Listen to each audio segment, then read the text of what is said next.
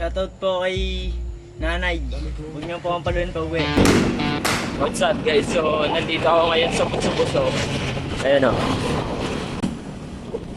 Maganda na yung kalsada. Kasi last time nung pumunta ako dito, tagal ko nang pumunta dito eh. 2021 pa. Kalsada dito, itong part na to, sira-sira talaga to. Pero ngayon, asphalted.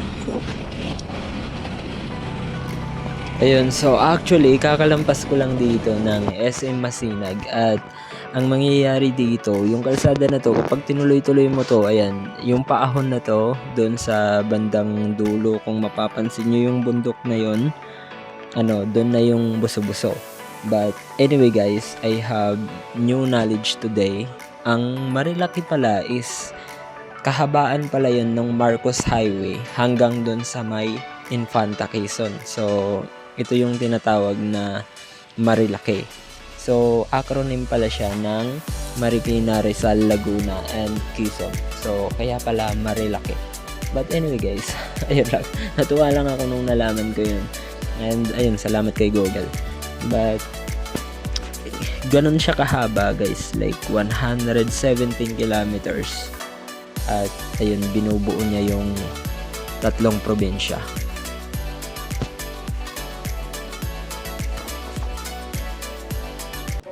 Ayan, so nandito pa rin ako sa part ng Buso-Buso at hindi ko maiwasang ma-amaze dito sa mga kalsada nila. Grabe, like super solid yung asphalt. Ang ganda. Tapos, ayun, may bago lang akong napansin dito sa some part of Tanay Rizal na yung mga kalsada niya is wide tapos bigla siyang nagnanaro. Ayan, so kapag every time na medyo matao yung lugar or maraming mga nakatera, ayan, malawak yung kalsada niya. Tapos bigla siyang sisikip banda doon. But anyway, ayun lang. So fast forward natin.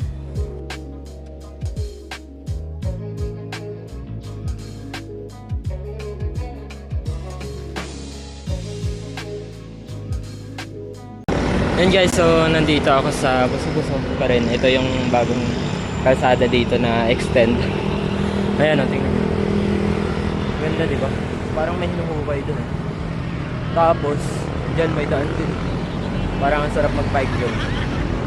Kalooban. Hindi ko alam kung ano yun. Diba? Ang ganda ng view dito. Kaya napahinto rin ako. Pero tuloy na ako dun. May ano pa ako, 26 kilometers kasi yung pupuntahan ko dun sa Nature's Park is 56 kilometers. Kaya 26 kilometers pa. Yan. So dati nung pumunta kami ng Little Baguio, dito yun. Yan, papasok dyan. Kaso didiretso pa ako dito. Hindi ako dun pupunta.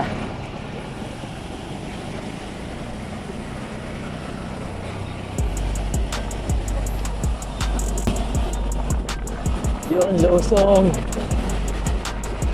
Rolling na yata sa dito. Daming bubog, oh.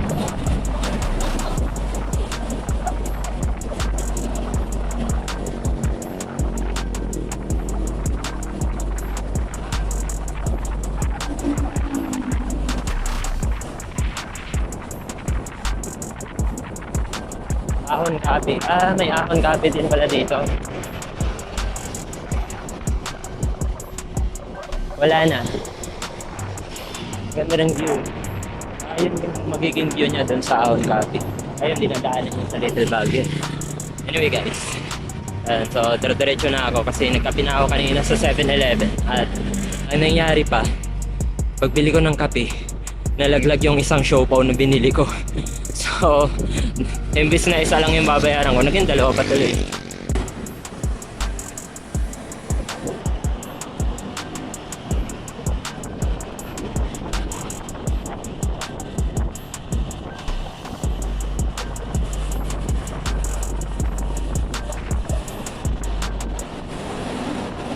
Ganda ng kalsada. May mga jeep pa rin palang bumabiyahe dito.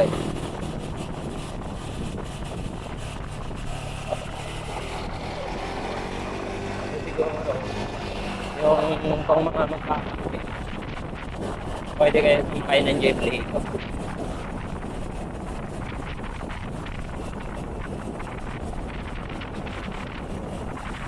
Habang lusong to. Ayun, so pagkatapos ng mahabang lusong, ang ginawa ko dito is tamang pacing lang. Kaso, ayun, naabutan ko sila kuya, so medyo inunahan ko na sila dahil medyo malakas-lakas pa ako dito sa part na to dahil mga 2 oras pa lang ako nagbabike or 1.5 hours pa lang. Kaya medyo marami pa akong energy. Pero sila mukhang malayo na sila or malayo pa yung pinanggalingan nila. Kaya parang medyo pagod na sila. Pero makalipas ang ilang mga minuto rin, nalampasan din nila ako dahil napagod din ako nung umahon ako dun sa part ng Marilake or banda dyan sa Tanay. Basta maraming ahon kasi sobrang dami ng ahon dito sa ruta na to. But anyway, ayun, so tamang video lang ako dito dahil medyo maayos yung kalsada tapos walang sasakyan. Ayan, so tamang lusong ako dito sa may Marilake. Ito na yung part dito ng malapit na sa may Devil's Curve. Ayan, so wala pa masyadong namimitik nung pagdating ko dito dahil maaga pa. Pero hindi lang ako sure mga bandang tanghali. Siguro marami na. But anyway, enjoy ko lang yung time na to.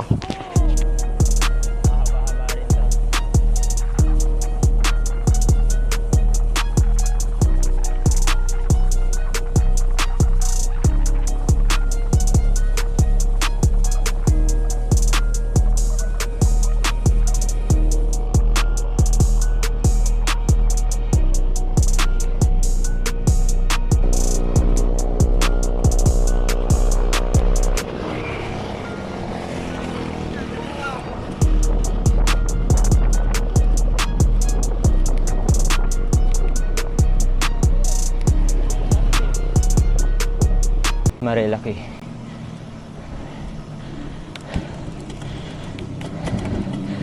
Dami nag-aano dito, ayan.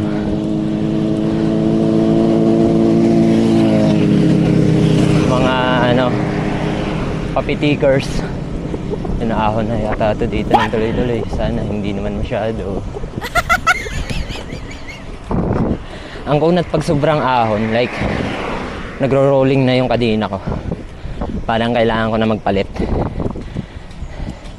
Parang ayaw niya kumapit. Kumaka-views. Tapos ang kunat pa ng asfalto.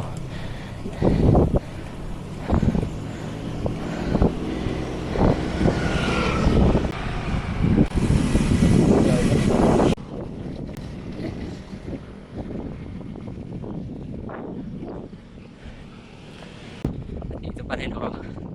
Sobrang maahon konti. Medyo maahon tong ruta na to.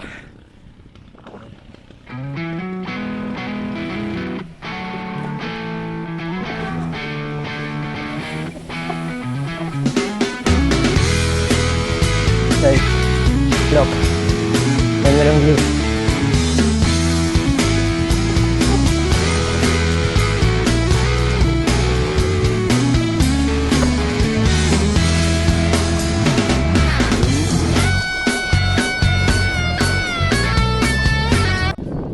Lambingan Resorts.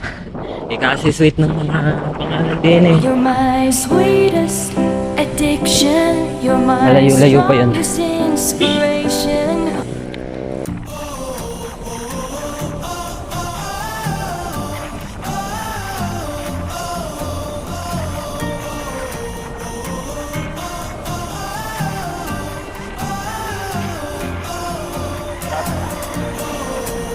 Ang sarap ng moto.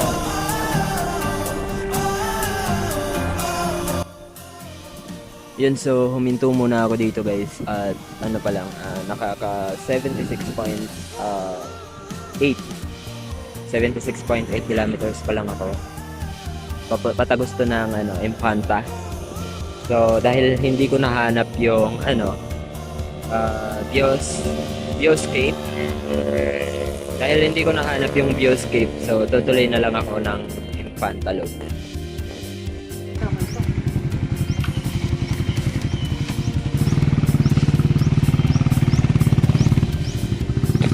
So kakain sana ako dito is naka 82 kilometers na ako, kaso sarado pa sila ate and kuya, kaya doon pa siguro, hanap pa ako doon. But anyway, ang ganda ng view nila. Yun. Masyadong exaggerated yung ibang kainan eh.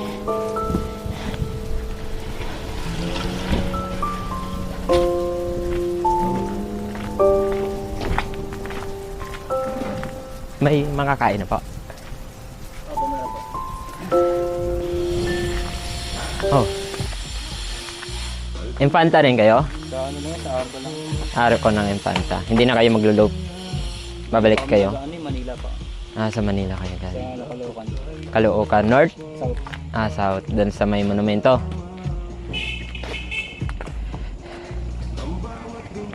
Anong oras kayo umalis? Kaya mga ano, gasay.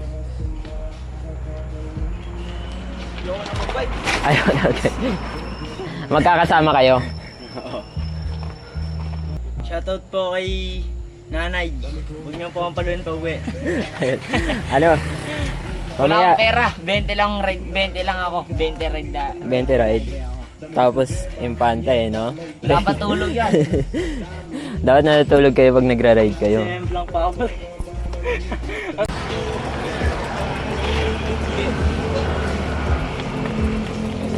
Ingat, ingat, ingat. Ingat, ingat.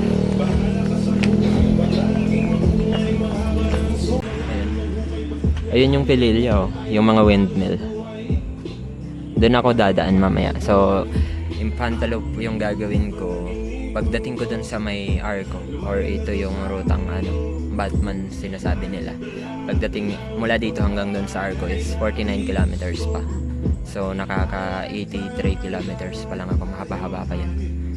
And from doon hanggang doon pa sa bahay is like more than 100 pa yata. Anyway, dahan-dahan lang. Ang ano lang ngayon is wag maplatan. Kasi wala akong pangtanggal. But okay lang kung mapaplatan basta doon na sa mga may malapit. Walang pala to, no? Ako yata yung unang akit dito. Yan, ganda. Thank you. May ano kayo, bro? Yung tawag nito? Charger na... Type C. Hindi. Ganito pa yung sa Android pa. Kasi baka hindi ako abutin. October na.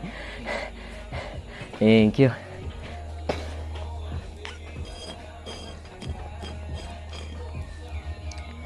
Yun, so pinaakyat ako dito ni bro. Ako lang yata yung nakakaakyat pa lang dito. Ginagawa pa yung tiles.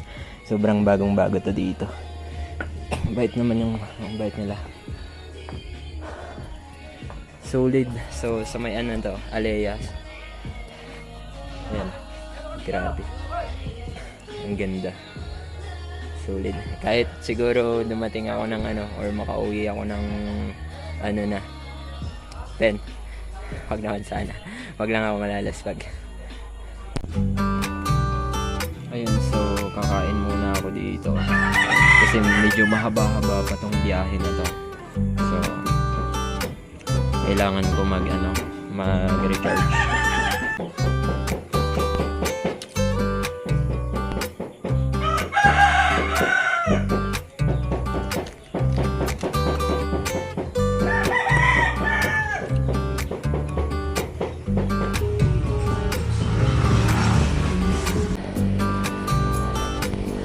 Laguna na rin pala to.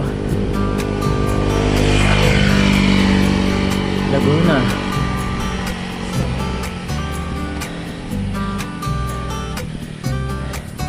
Ibig sabihin, Laguna na pala yung kinainan ko. Hindi siya Tanay. Natapos na pala ako sa Tanay.